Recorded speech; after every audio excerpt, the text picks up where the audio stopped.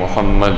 وعلى آله وأصحابه أجمعين وعلى من تبعهم بإحسان إلى يوم الدين أما بعد فأعوذ بالله من الشيطان الرجيم بسم الله الرحمن الرحيم وما أرسلناك إلا رحمة للعالمين وقال رسول الله صلى الله عليه وسلم بعثت إلى الناس كافة أو كما قال عليه الصلاة والسلام صدق الله العظيم وصدق رسوله النبي الكريم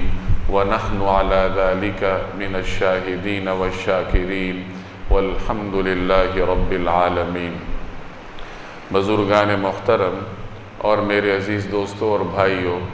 اللہ تبارک و تعالی نے نبی کریم صلی اللہ علیہ وسلم کو تمام دنیا کے تمام انسانوں کے لیے پیغمبر بنا کر بھیجا تھا۔ آپ صلی اللہ علیہ وسلم کی نبوت آفاقی حیثیت کی حامل تھی۔ آفاقی حیثیت کا مطلب یہ ہے کہ رسول اللہ صلی اللہ علیہ وسلم سے پہلے جتنے انسان گزرے ہیں اور آپ کے بعد جتنے انسان آنے ہیں، ان تمام انسانوں کے لیے اللہ تبارک و تعالی نے نبی کریم صلی اللہ علیہ وسلم کو نبی بنا کر بھیجا تھا۔ چنانچہ ایک صحیح درجے کی روایت میں آتا ہے کہ ایک مرتبہ آپ صلی اللہ علیہ وسلم سے پوچھا گیا، یا رسول اللہ متی کنت نبیا،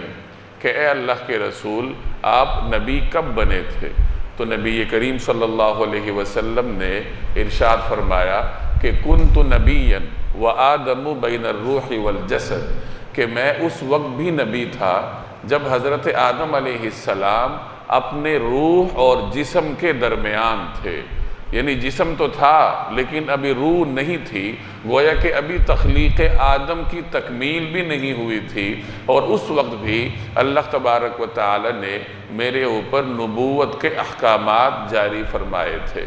چنانچہ اس تناظر میں حضور صلی اللہ علیہ وسلم کے اس فرمان کو سمجھا جا سکتا ہے کہ بعثت الی الناس کافۃ، کہ مجھے تمام تر انسانوں کے لیے پیغمبر بنا کر بھیجا گیا ہے۔ چنانچہ علماء فرماتے ہیں کہ نبی کریم صلی اللہ علیہ وسلم صرف ان لوگوں کے لیے ہی پیغمبر نہیں ہیں جو کہ آپ کے بعد آئے ہیں، جنہوں نے قیامت تک آنا ہے، بلکہ ان کے لیے بھی آپ پیغمبر کی حیثیت رکھتے ہیں جو لوگ آپ سے پہلے گزرے ہیں۔ چنانچہ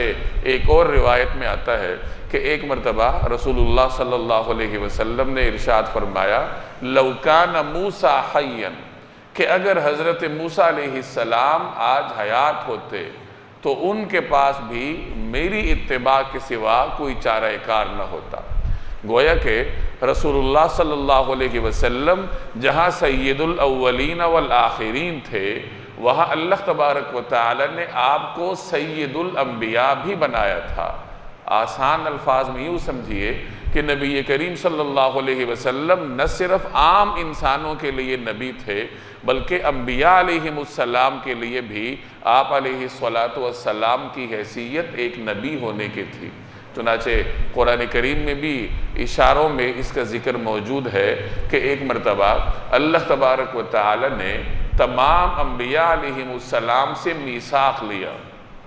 وَإِذْ أَخَذَ اللَّهُ مِيثَاقَ النَّبِيِّينَ لَمَا آتَيْتُكُم مِّن كِتَابٍ وَحِكْمَةٍ، کہ جب اللہ نے انبیاء سے ایک میثاق لیا، ایک وعدہ لیا۔ وعدہ کیا لیا؟ کہ جب میں تمہیں کتاب اور حکمت سے سرفراز کروں گا، ثُمَّ جَاءَكُمْ رَسُولٌ، اور پھر اس کے بعد ایک رسول تمہارے پاس آئے گا، تو آپ لوگوں نے کرنا کیا ہے؟ وعدہ اس چیز کا دو، لَتُؤْمِنُنَّ بِهِ وَلَتَنْصُرُنَّ، تو آپ لوگوں نے اس پر ایمان بھی لانا ہے، اس کی نصرت بھی کرنی ہے۔ یعنی تمام انبیاء سے یہ وعدہ لیا جا رہا ہے کہ آپ کے بعد ایک پیغمبر آئیں گے، اور ان پیغمبر پر ایمان لانا اور ان کی نصرت کرنا یہ آپ کی ذمہ داری ہوگی، اور اس کا وعدہ اللہ تبارک و تعالی لے رہے ہیں۔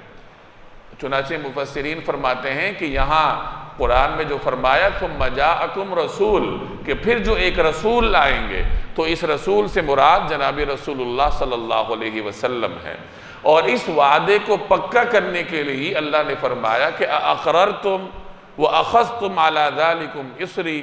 کہ کیا تم اس کا اقرار کرتے ہو، مجھے پکا وعدہ دیتے ہو؟ تو انبیاء نے عرض کیا اقررنا،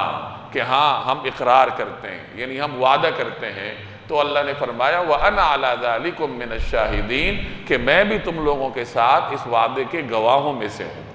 اب انبیاء علیہم السلام سے وعدہ لیا جا رہا ہے، رسول اللہ صلی اللہ علیہ وسلم کی آمد سے بھی پہلے اور اس ظاہری دنیا میں آپ کی ولادت سے بھی پہلے اللہ تبارک و تعالی تمام حضرات انبیاء سے یہ میثاق لے رہے ہیں کہ جب تمہارے بعد ایک پیغمبر آئیں گے تو آپ لوگوں نے ان کی نصرت کرنی ہے اور ان پر ایمان لانا ہے۔ اب یہاں علماء نے بحث کی ہے کہ جب اللہ کے علم میں یہ بات تھی کہ حضور صلی اللہ علیہ وسلم ان انبیاء کے زمانے میں نہیں آئیں گے، تو پھر انبیاء سے وعدہ لینے کا فائدہ کیا ہے کہ جب رسول اللہ صلی اللہ علیہ وسلم نے ان انبیاء میں سے کسی نبی کے زمانے میں آنا ہی نہیں ہے اور نصرت کی نوبت ہی نہیں آنی، تو پھر یہ وعدہ کیوں لیا جا رہا ہے؟ تو اس کا جواب مفسرین دیتے ہیں کہ اگرچہ یہ نوبت تو نہیں آئے گی، لیکن اللہ تبارک و تعالی یہ پختہ وعدہ لے رہے تھے تاکہ انبیاء علیہم السلام اس عظیم کام کی پکی نیت کر لیں اور اس نیت کے بدلے میں اللہ تبارک و تعالی سے اس کا ثواب پائیں۔ گویا کہ نبی کریم صلی اللہ علیہ وسلم کی نصرت کی سعادت میں تمام انبیاء کو شریک کرنے کے لیے اللہ تبارک و تعالی انبیاء علیہم السلام کی مقدس جماعت سے یہ وعدہ لے رہا ہے۔ اور اس میں ایک پیغام یہ بھی تھا کہ اپنی امتوں کو یہ پیغام دیجیے، جیسے حضرت موسیٰ علیہ السلام، حضرت عیسیٰ علیہ السلام، اب انہوں نے اپنی امتوں کو یہ پیغام دیا ہے کہ اس طریقے سے ایک نبی آخر الزمان آئیں گے، ان میں یہی علامات ہوں گی، اور یہی علامات جب ہوں گی ان کو پہچان کر پھر ان پر ایمان لانا ہے، ان کی نصرت کرنی ہے اور ان کی مکمل طریقے سے اطاعت کرنی ہے۔ تو اس طریقے سے اللہ تبارک و تعالی نے نبی کریم صلی اللہ علیہ وسلم کی ولادت سے پہلے انبیاء علیہم السلام کے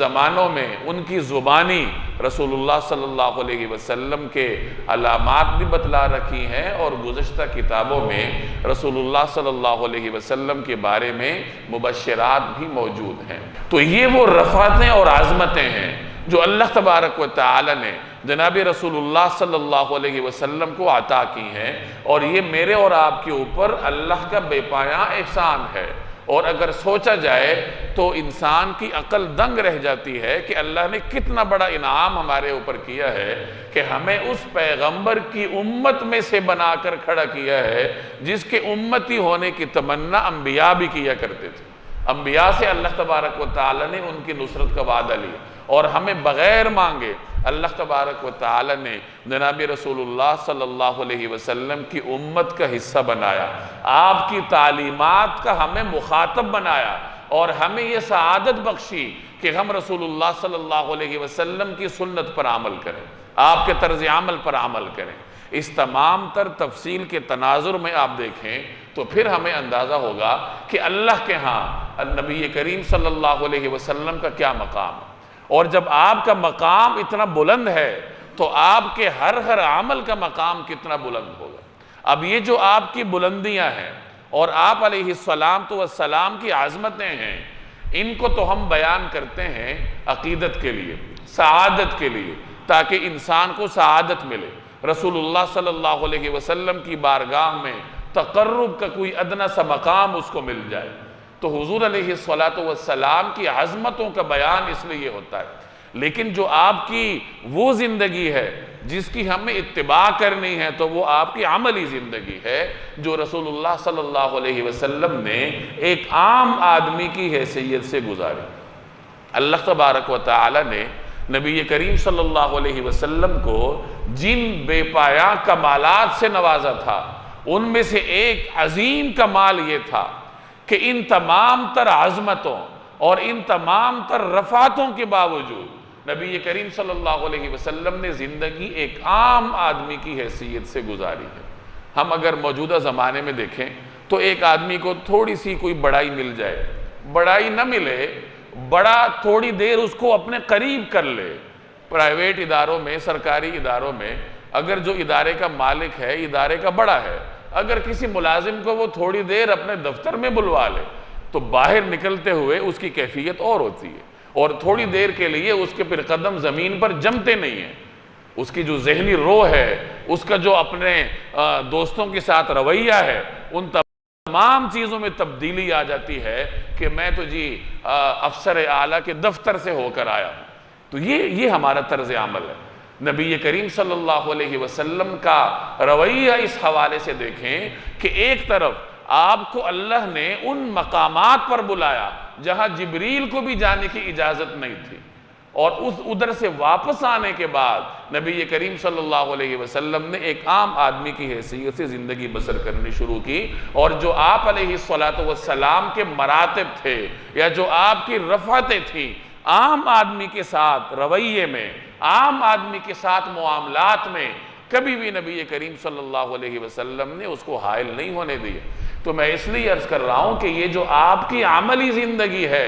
اس کو اگر ہم پڑھیں اس نیت سے کہ ہم اس پہ عمل کریں، تو پھر عمل کا ایک راستہ انسان کے لیے کھل جاتا ہے۔ نبی کریم صلی اللہ علیہ وسلم اپنے صحابہ کرام کے ساتھ انتہا درجے کا میل جول رکھتے تھے، ایسا میل جول کہ باہر سے جو شخص نیا آتا تھا اسے یہ معلوم کرنے میں دشواری ہوتی تھی کہ ان میں عام صحابی کون ہے اور پیغمبر کون۔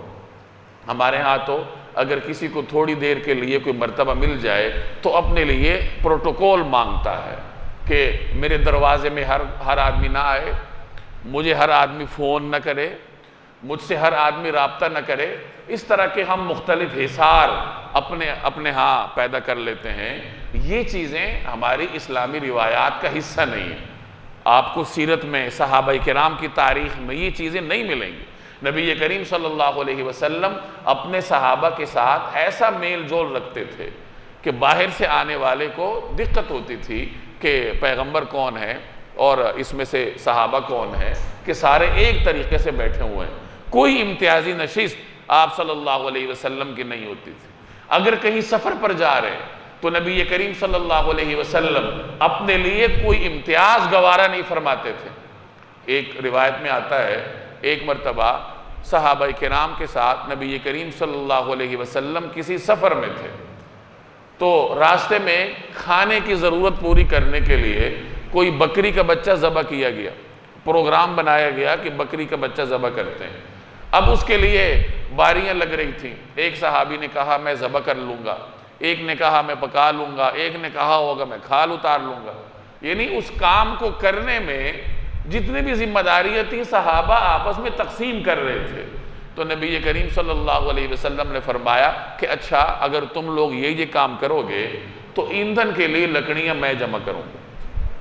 تو صحابہ نے عرض کیا کہ یا رسول اللہ آپ کی جگہ ہم کر لیتے ہیں، آپ کیوں تکلیف فرماتے ہیں، جب ہم خدام موجود ہیں ہم کر لیتے ہیں۔ تو نبی کریم صلی اللہ علیہ وسلم نے جواب میں ارشاد فرمایا کہ نہیں، میں تم میں اپنے لیے کوئی امتیازی بات پسند نہیں کرتا۔ اگر تم لوگ کام کاج کر رہے ہو، اس کو پکانے میں جو مختلف مراحل ہیں اس میں حصہ لے رہے ہو، تو میں بھی اس کا ایک حصہ اپنے ذمہ لے لیتا ہوں۔ اسی طرح مسجد نبوی کی تعمیر کا واقعہ آپ دیکھیں، غزوہ خندق کے لیے خندق کی کھدائی کا واقعہ آپ دیکھیں،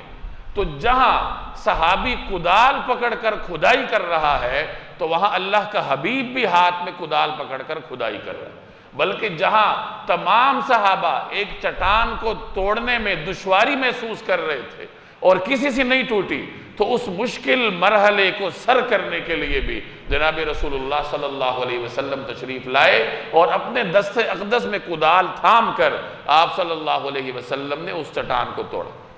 اور جب صحابہ نے شکایت کی کہ بھوک کی وجہ سے ہمارے پیٹ پر پتھر بندھے ہوئے، تو نبی کریم صلی اللہ علیہ وسلم نے انہیں اپنی صورتحال دکھائی، تو صحابہ نے دیکھا کہ اللہ کے حبیب کے پیٹ پر 2 پتھر بندھے ہوئے۔ تو جہاں صحابی جو کام کر رہا ہے اس کے شانہ بشانہ جناب رسول اللہ صلی اللہ علیہ وسلم بھی بنفس نفیس موجود ہیں، اور مسلمانوں کو ایک پیغام دے گئے کہ مسلمانوں میں دنیاوی بنیادوں پر امتیاز نہیں ہوا کرتے، امتیازات آپس میں میل جول میں سماجی زندگی میں نہیں ہوتے، بلکہ سماجی زندگی میں کوئی بڑا ہے کوئی چھوٹا ہے، جب کوئی کام کرنا ہے تو سارے اس میں برابر کی حیثیت سے شریک ہو۔ اسی طریقے سے آپ صلی اللہ علیہ وسلم ہر آدمی کو ملتے تھے۔ ہم تو دیکھتے ہیں نا کہ کس کا مرتبہ کتنا بلند ہے، دنیاوی مرتبہ، سرمایہ دار ہوگا تو ہم اٹھ کے ملیں گے، کوئی غریب آدمی ہوگا تو اسے اندر نہیں آنے دیں۔ رسول اللہ صلی اللہ علیہ وسلم کو مدینہ طیبہ کی بظاہر معمولی سمجھے جانے والی ایک باندی، ایک ملازمہ کسی بھی جگہ راستے میں روک کر آپ کے ساتھ اپنی گفتگو کر سکتی تھی۔ کوئی بھی غلام، اس زمانے میں غلام اور باندیوں کو سماجی طور پر عرب کلچر میں دوسرے درجے کا انسان سمجھا جاتا تھا، جس کو اسلام نے آہستہ آہستہ ختم کی۔ تو غلاموں کی دعوت آپ صلی اللہ علیہ وسلم قبول فرماتے تھے۔ بظاہر معمولی سمجھے جانے والے غذا، بکری کا کھر ہی کیوں نہ ہو، اگر وہ بھی کوئی آپ کو ہدیے میں پیش کرتا تو نبی کریم صلی اللہ علیہ وسلم اس کو قبول فرماتے تھے۔ ہمارے ہاں ہدیہ کے لین دین میں کتنے تکلفات برتے جاتے ہیں،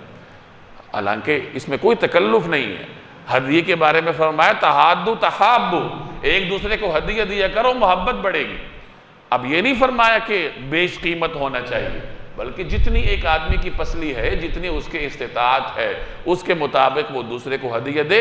اور دوسرا اس کو بسر و چشم قبول کرے، اس کا شکریہ ادا کرے۔ یہی جناب رسول اللہ صلی اللہ علیہ وسلم کا طرز عمل تھا۔ اسی طرح کوئی بھی شخص کسی بھی وقت آپ صلی اللہ علیہ وسلم سے مل سکتا تھا، کوئی پروٹوکول کلچر نہیں تھا، کوئی درباری نہیں تھے جو آنے جانے والے کو روکتے تھے۔ ایک مختلف واقعات ملتے ہیں کہ کس طریقے سے بدوی صحابہ کرام بے تکلفی سے آپ کی مجلس میں حاضر ہوتے تھے۔ ایک صحابی کا نام تھا حضرت ظاہر رضی اللہ تعالی، یہ دیہات سے حاضر ہوتے تھے، دیہاتی تھے، بدوی تھے۔ ان کے بارے میں حضور صلی اللہ علیہ وسلم فرماتے تھے کہ یہ ہمارا دیہاتی دوست ہے اور ہم اس کے شہری دوست ہیں۔ اس کے ساتھ محبت اور بے تکلفی کے اظہار کے لیے آپ صلی اللہ علیہ وسلم یوں ارشاد فرماتے تھے، اور وہ جب آتا تھا تو اپنے ساتھ کوئی نہ کوئی ہدیہ لے کے آتا تھا۔ حضور علیہ السلام ان کا ہدیہ قبول فرماتے، اور جب وہ رخصت ہوتے تو آپ صلی اللہ علیہ وسلم بھی ان کو کوئی نہ کوئی ہدیہ پیش فرماتے۔ وہ حضرت ظاہر کی شکل و صورت معمولی درجے کی تھی، کوئی زیادہ خاص شکل و صورت کے مالک نہیں تھے۔ ایک مرتبہ وہ بازار میں کھڑے کوئی چیز بیچ رہے تھے، رسول اللہ صلی اللہ علیہ وسلم پیچھے سے تشریف لائے۔ حضرت ظاہر کو پتہ نہیں چلا کہ حضور علیہ السلام، آپ نے پیچھے سے آ کے حضرت ظاہر کو یوں اپنی گود میں بھر لیا۔ اب حضرت ظاہر کو تو علم نہیں ہو رہا تھا کہ کنہوں نے مجھے پکڑا ہے، حضور علیہ السلام ان کے پیچھے تھے۔ تو وہ حضرت ظاہر کہنے لگے کون ہے بھائی، چھوڑ دو۔ تو آپ صلی اللہ علیہ وسلم نے ازراہ مزاح فرمایا کہ کون ہے جو اس کو خریدے۔ تو حضرت ظاہر سمجھ گئے کہ حضور صلی اللہ علیہ وسلم ہیں، تو وہ عرض کرنے لگے کہ یا رسول اللہ، اگر آپ مجھے بیچیں گے تو مجھے بڑا کھوٹا مال پائیں گے۔ تو آپ علیہ الصلاۃ والسلام نے فرمایا لیکن اللہ کے ہاں تمہاری بڑی قدر و قیمت ہے۔ تو ان واقعات سے آپ اندازہ لگا سکتے ہیں کہ صحابہ کے ساتھ نبی کریم صلی اللہ علیہ وسلم کا میل جول کس درجے کا تھا، اور آپ بعض اوقات صحابہ کے ساتھ مزاح بھی فرماتے تھے۔ ایک مرتبہ حضرت عوف بن مالک رضی اللہ تعالی عنہ نبی کریم صلی اللہ علیہ وسلم کی خدمت میں حاضر ہوئے، اور انہوں نے اجازت چاہی کہ یا رسول اللہ اندر آ جاؤں۔ تو آپ نے فرمایا آ جاؤ۔ تو انہوں نے ازراہ مزاح عرض کیا کہ یا رسول اللہ پورا اندر آ جاؤ۔ تو آپ نے فرمایا کہ ہاں پورے اندر آ جاؤ۔ تو اس طریقے سے آپ کی نرمی اور شفقت کی وجہ سے بعض اوقات صحابہ آپ کے ساتھ مزاح بھی فرماتے تھے۔ ایک مرتبہ حضرت صہیب رضی اللہ تعالی عنہ کی ایک آنکھ میں تکلیف تھی اور کھجوریں کھا رہے تھے۔ تو نبی کریم صلی اللہ علیہ وسلم نے ان سے ارشاد فرمایا کہ ارے بھائی تمہاری آنکھ میں تکلیف ہے اور تم کھجوریں کھا رہے ہو۔ تو انہوں نے ازراہ مزاح عرض کیا کہ یا رسول اللہ جو آنکھ میری ٹھیک ہے میں اس کی طرف سے کھا رہا ہوں۔ تو اس طریقے سے صحابہ کرام کو اس بات کی آزادی تھی کہ وہ حدود میں رہتے ہوئے نبی کریم صلی اللہ علیہ وسلم کے ساتھ مزاح فرماتے تھے، لیکن اس میں حدود کا لحاظ بڑا ضروری تھا۔ جہاں مزاح حدود سے باہر جاتا ہوا دکھائی دیتا، جس میں کسی کی دل آزاری کا امکان ہوتا، تو نبی کریم صلی اللہ علیہ وسلم فوراً اس کو روک دیتے تھے۔ چنانچہ ایک مرتبہ حضرت عبداللہ ابن مسعود رضی اللہ تعالی عنہ ایک درخت پر چڑھے مسواک وغیرہ توڑنے کے لیے۔ حضرت عبداللہ ابن مسعود بہت دبلے پتلے تھے اور ان کی ٹانگیں بہت دبلی پتلی تھی۔ اب وہ درخت پر چڑھے تو اپنی دبلی پتلی ٹانگوں کی وجہ سے ایسا لگ رہا تھا کہ ہوا ہی ان کو اڑا کے نہ لے جائے۔ تو ان کی یہ صورتحال دیکھ کر صحابہ کرام ہنس پڑے۔ اب یہاں چونکہ ایک صحابی کی دل آزاری کا خدشہ تھا تو نبی کریم صلی اللہ علیہ وسلم نے فوراً صحابہ کرام کو مذاق سے روکا، اور حضرت عبداللہ ابن مسعود کے بارے میں فرمایا کہ ان کی جس جسامت کی تمہیں وزن میں کمی محسوس ہو رہی ہے، اللہ کے ہاں ان کا وزن احد پہاڑ سے بھی زیادہ ہے۔ یعنی یہ علم کا پہاڑ ہے، یہ عمل کا پہاڑ ہے، اور اللہ تبارک و تعالیٰ کے ہاں ان کی قدر و قیمت اتنی ہے۔ تو اگر ہم سیرت کے واقعات پڑھیں گے تو ہمیں زندگی گزارنے کا سلیقہ آئے گا۔ ہمارے ہاں یا تو مذاق کرتے نہیں ہیں،